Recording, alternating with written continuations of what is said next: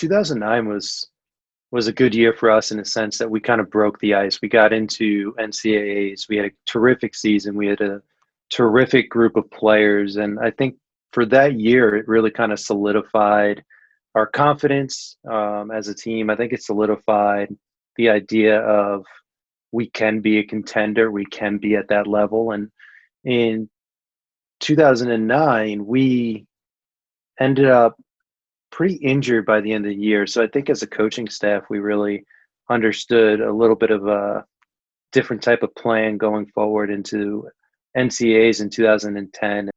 Really, that season, that regional final started when Terry and Mike made us do the Marines.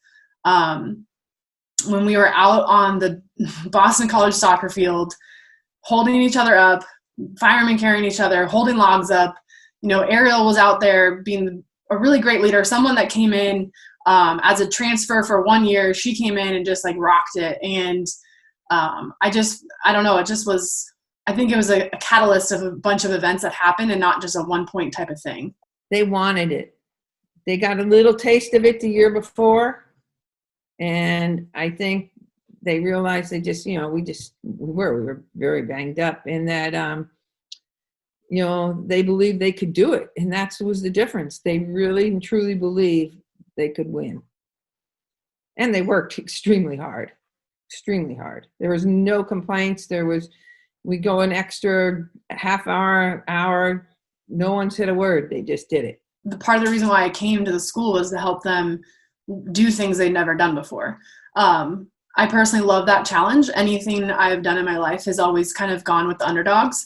I love underdogs. I think that they just have so much to them. And I felt like even though we weren't really underdogs that season, we had always been it's just the UMass team, not a big deal. And then that season, it was just holy crap, UMass is now on the page. And that's really when we made a name for ourselves. We always had some sort of advantage when we were playing on the road in regionals because we always had that fan bus and other teams wouldn't do that. So we had, if I remember correctly, I felt like we had the same amount of people as Springfield did, maybe a little bit less, but we still had that presence of that crowd that got excited after a big kill or a big block that really helps you propel and helps you propel your team into, the next point. So I know Springfield had a big crowd. I know there was a lot of people there, but I just felt like that we had maybe not the whole gym of UMass people, but we still had a good crowd there for us. It was a good match. It was a great match. Actually, Springfield is just known for having such a dynamic crowd, and it is really a booming kind of scenario. Every time you play there, their fans are terrific. Early on, though, in the game, it was kind of jitters both ways. You could tell that both teams kind of, we started off really hot. They were really kind of slow. And then we kind of took it for granted in set two. And we ended up going tied 1-1. But from that point on, it was a battle. It was a grind. Set four was back and forth. They had a terrific team. I know the night before we really we talked about it for a long time in terms of how we wanted to attack and how we wanted to approach this match. In the fifth game, they wanted it. I think they wanted it more than Springfield. I really do. They just put everything they had into it. Huge. Recruiting wise, I mean, you know how it was volleyball at UMass Boston, even in New England where volleyball's not that great. But who's